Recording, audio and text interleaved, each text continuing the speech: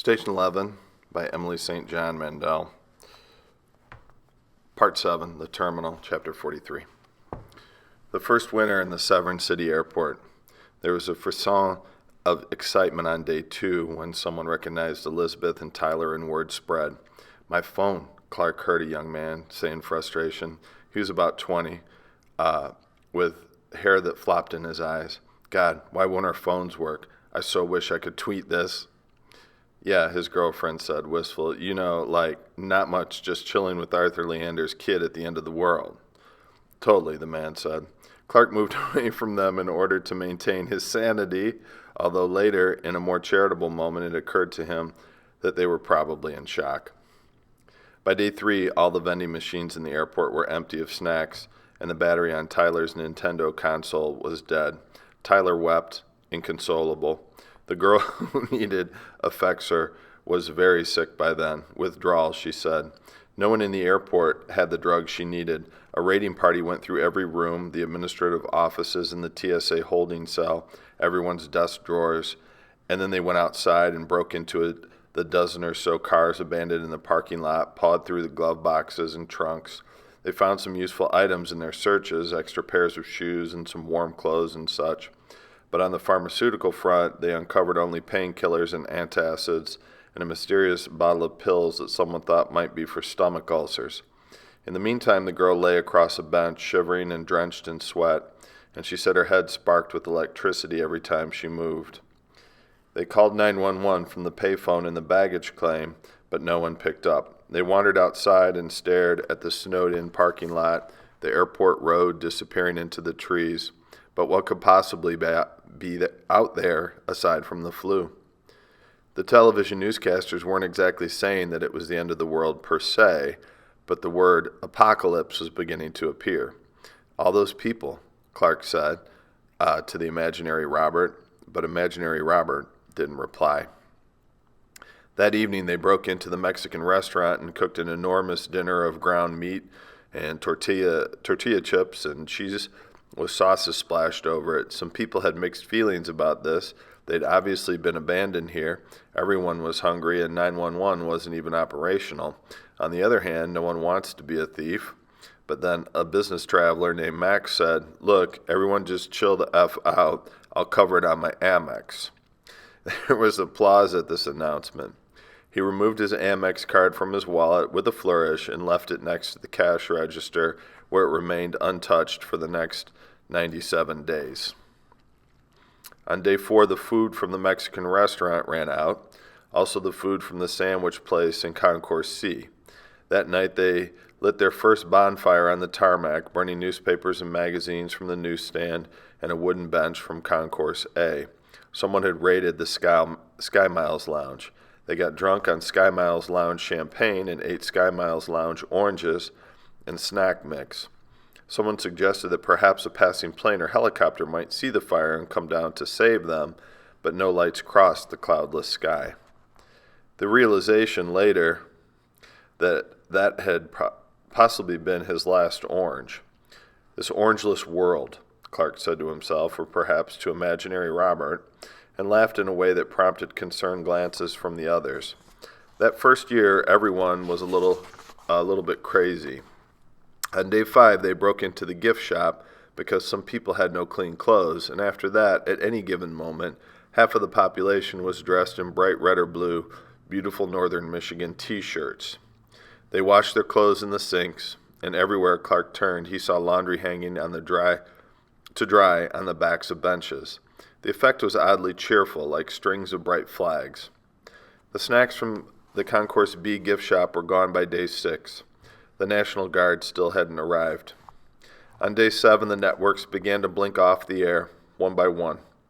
"So that all our employees may be with their families," the CNN anchor said, ashen and glassy-eyed after 48 hours without sleep, "we are temporarily suspending broadcast operations."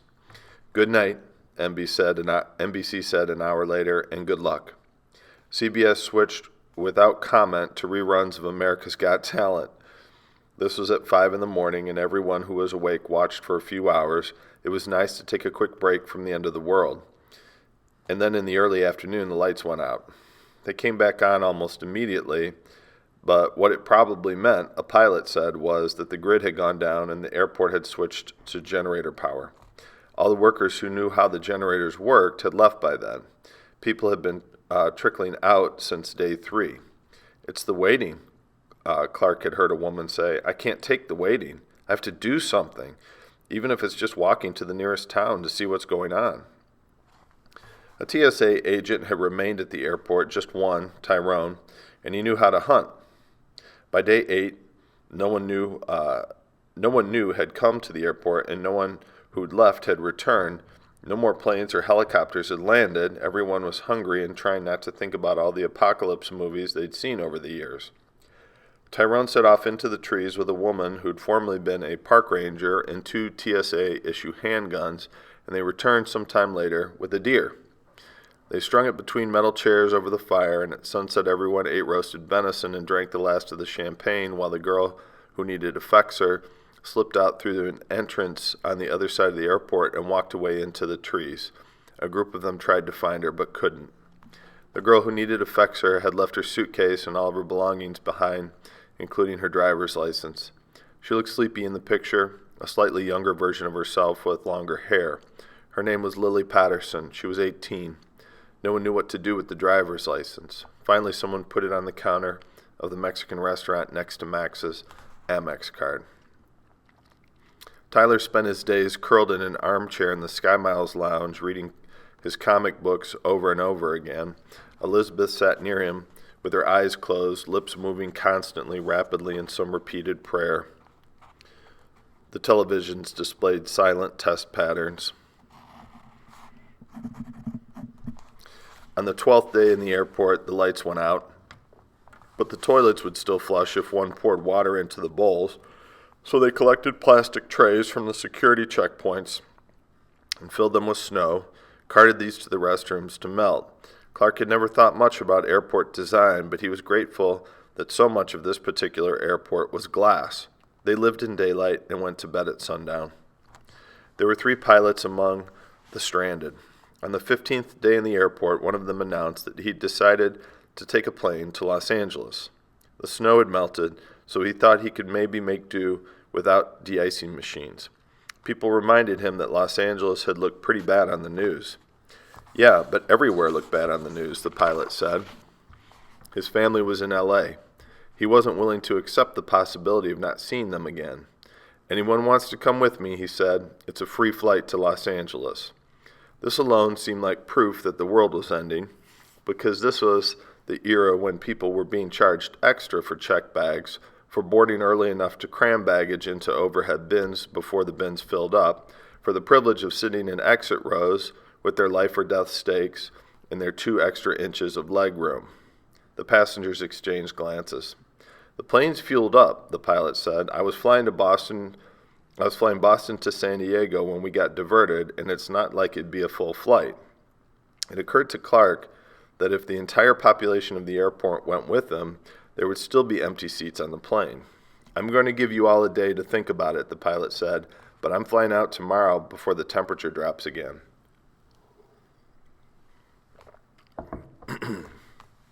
There were, of course, no guarantees. There had been no news from the outside world since the televisions went dark, and there were reeling moments when it seemed possible, not likely, but possible, that the 79 of them left there in the airport might be the last people alive on Earth. For all anyone knew, LAX was a heap of smoking rubble.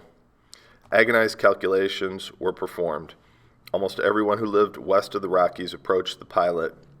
Most of the people who lived in Asia opted to take the flight, which would still leave an ocean between themselves and their loved ones, but it would at least bring them 2,000 miles closer to home. At noon the next day, the passengers boarded via a wheeled staircase they'd found in a hangar, and a crowd gathered on the tarmac to watch the plane depart. The sound of the engines was startling after these days of silence. There was a long period when nothing happened, the engines roaring, before the plane worked its way out of the line of parked aircraft with a series of delicate lurching turns. It left a gap between the Cathay Pacific and Lufthansa jets and made a slow curve to the runway. Someone, impossible to see who at this distance, was waving in one of the windows. A few people waved back. The plane started down the runway, gathered speed, the wheels left the ground, and the watchers held their breaths for a moment of ascent.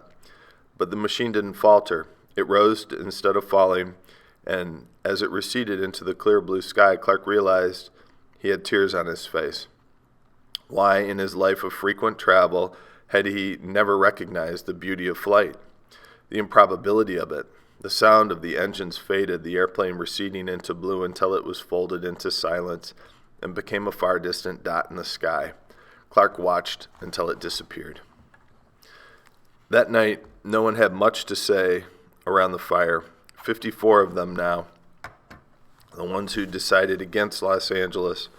The venison was too tough. Everyone chewed silently. Tyler, who seemed to almost never speak, stood close by Elizabeth and stared into the flames. Clark glanced at his watch.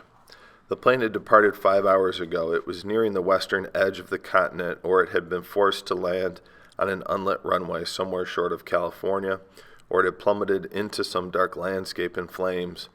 It would land in Los Angeles and the passengers would walk out into a different world, or it would land and be overcome by a mob, or it would crash into runways clogged with other planes. The passengers would find their families again, or they wouldn't. Was there still electricity in Los Angeles? All those solar panels in the southern light, all his memories of that city.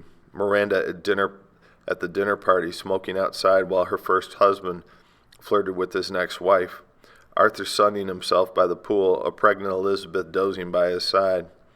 I can't wait till things get back to normal, she said now, shivering in the firelight, and Clark could think of absolutely nothing to say. The departure of the Los Angeles flight left two pilots, Stephen and Roy. Roy announced his intention to fly out the day after the Los Angeles flight departed. Just reconnaissance, he said. I figure I'll fly up to Marquette. I've got a buddy up there. I'll take a look around, try to get some information on what's going on, maybe get some supplies, and come back. He left alone the next morning on a small plane. He didn't return. It just doesn't make sense, Elizabeth insisted. Are we supposed to believe that civilization has just come to an end? Well, Clark offered, it was always a little fragile, wouldn't you say? They were sitting together in the Sky Miles lounge where Elizabeth and Tyler had set up camp. I don't know, Elizabeth spoke slowly, looking out at the tarmac. I've been taking art history classes on and off for years between projects, and of course art history is always pressed up close against non-art history. You see catastrophe after catastrophe, terrible things, all these moments when everyone must have thought the world was ending, and all these moments, they were all temporary. It always passes. Clark was silent. He didn't think this would pass. Elizabeth began telling him about a book she'd read once, years ago, when she'd been stuck, but not this stuck, obviously, in an airport, and it was a vampire book, actually, not her usual sort of thing, but it had a device she kept thinking of. The setup was post-apocalyptic, she said. So you naturally assumed as you were reading it that the world had ended, all of it, but then it became clear through an ingenious flash-forward device that actually it wasn't all of civilization that was lost, it was just North America, which had been placed under quarantine to keep the vampirism from spreading. I don't think this is a quarantine, Clark said. I think there's actually really nothing out there, or at least nothing good. There were, in fact, a number of solid arguments against the quarantine theory, namely that the pandemic had started in Europe. The last news reports had indicated chaos and disarray on every continent except Antarctica. And anyway, how would one even go about isolating North America in the first place, given air travel and the fact that South America was, after all, more or less attached?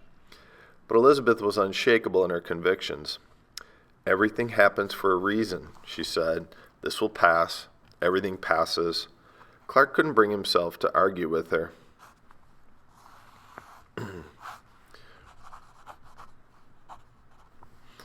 Clark was careful to shave every 3 days. The men's rooms were windowless, lit only by an ever-dwindling supply of scented candles from the gift shop, and the water had to be warmed over the fire outside, but Clark felt it was worth the effort. Several of the men in the airport weren't shaving at all anymore, and the effect was wild and also, frankly, unflattering. Clark disliked the general state of unshavenness, partly for aesthetic reasons, and partly because he was a believer in the broken windows theory of urban crime management, the way the appearance of dereliction can pave the way for more serious crimes. On day 27, he parted his hair neatly down the middle and shaved off the left side. It's the haircut I had from the ages 17 through 19, he told Dolores when she raised an eyebrow at him. Dolores was a business traveler, single, no family, which meant that she was one of the saner people in the airport.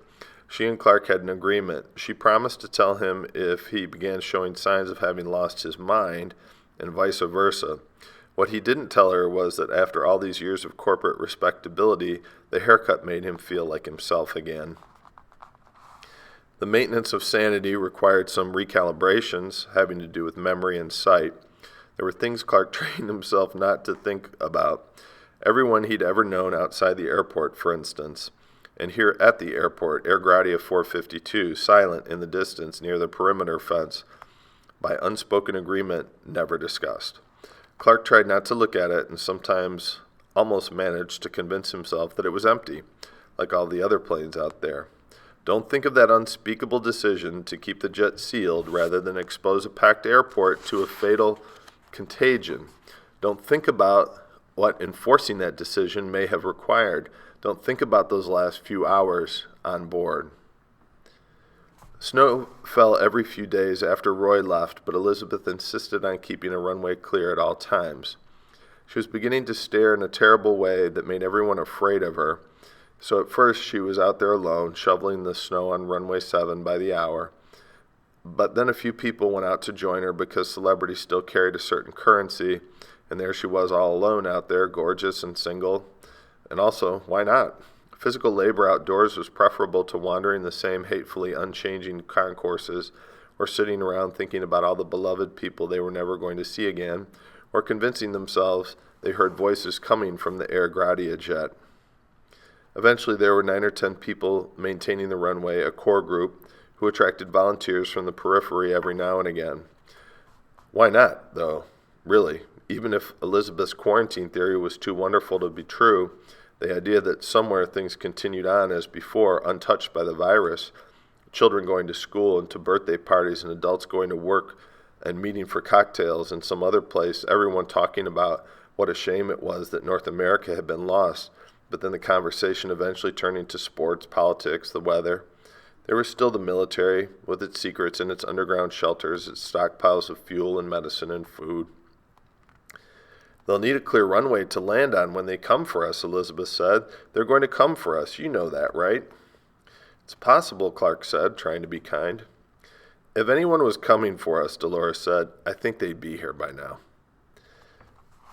But they did see an aircraft after the collapse, just one. On day 65, a helicopter crossed the sky in the far distance, the faintest vibration of sound moving rapidly from north to south, and they stood staring for some time after it passed.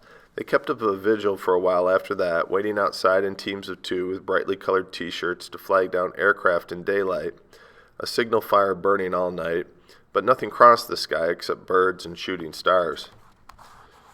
The night sky was brighter than it had been. On the clearest nights, the stars were a cloud of light across the breadth of the sky, extravagant in their multitudes. When Clark first noticed this, he wondered if he was possibly hallucinating.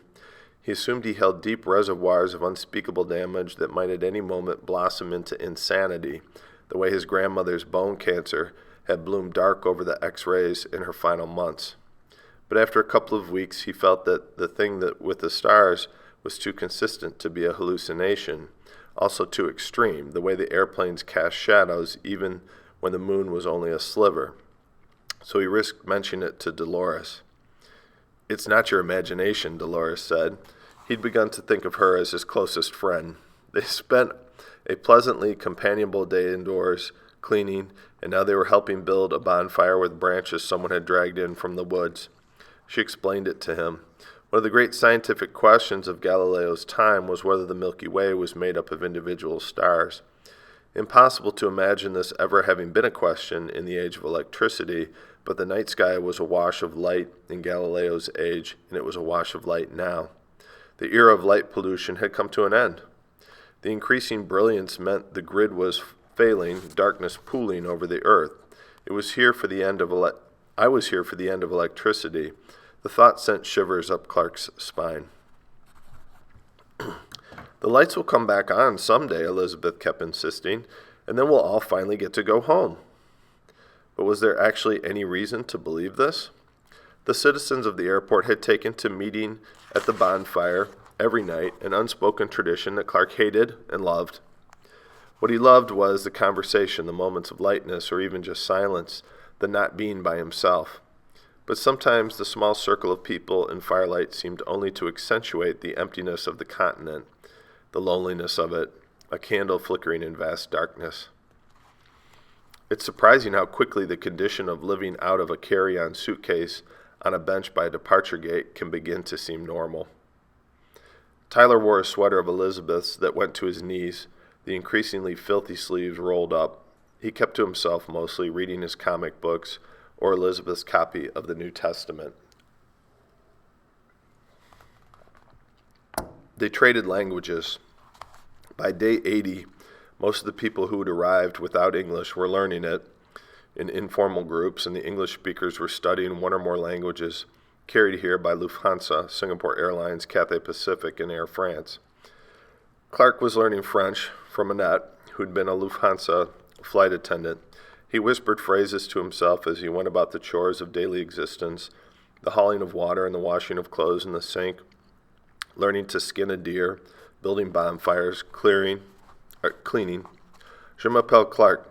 J'ai habité dans airport. Tu me manques. Sorry about the pronunciation on that. A rape on the night of day 85. The airport woken after midnight by a woman's scream. They tied the man up until the sunrise, and then drove him into the forest at gunpoint, told him if he returned, he'd be shot. "I'll die out here alone," he said, sobbing, and no one disagreed. But what else could they do? "Why has no one come here?" Dolores asked. "That's what I keep wondering. I don't mean rescue, I just mean people wandering in." The airport wasn't especially remote. Severn City was no more than 20 miles away. No one walked in, but on the other hand, who was left? Early reports had put the mortality rate at 99%. And then one has to account for societal collapse, Garrett said. There might be no one left. He was a businessman from the east coast of Canada. He'd been wearing the same suit since his flight had landed, except now he was pairing it with a beautiful Northern Michigan t-shirt from the gift shop. He was bright-eyed in a way that Clark found disconcerting.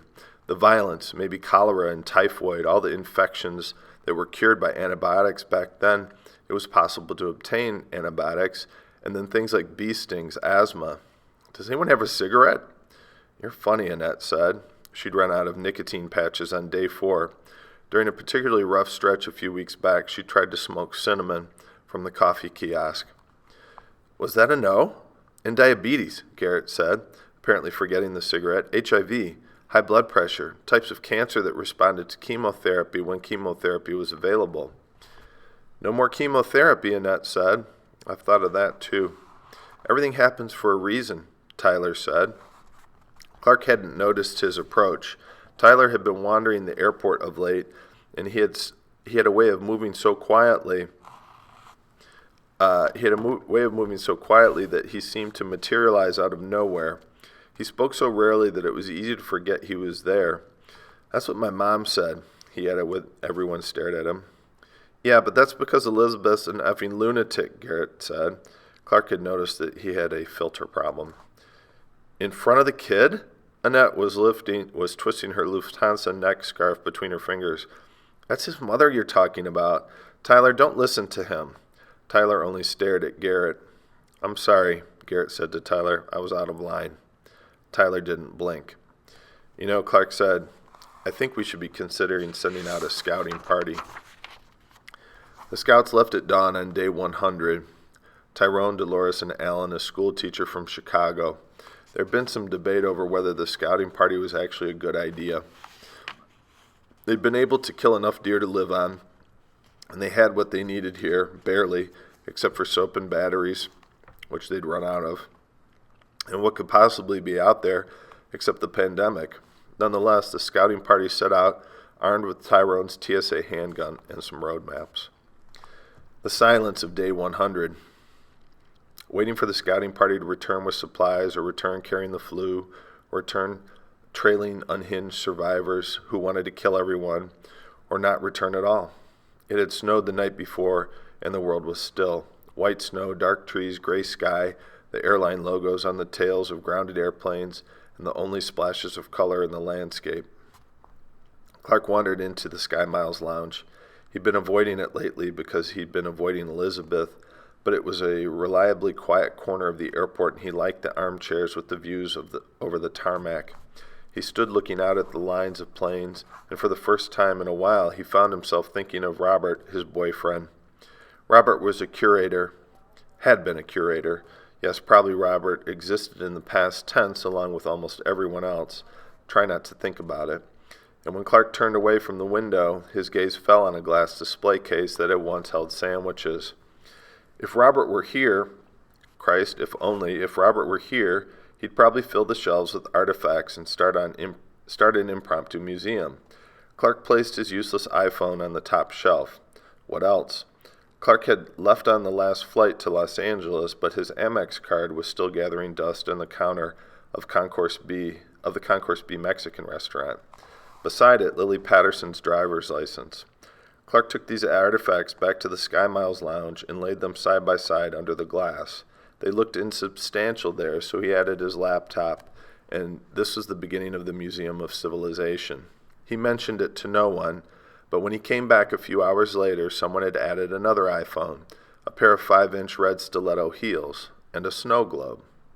Clark had always been fond of these beautiful objects, and in his present state of mind, all objects were beautiful.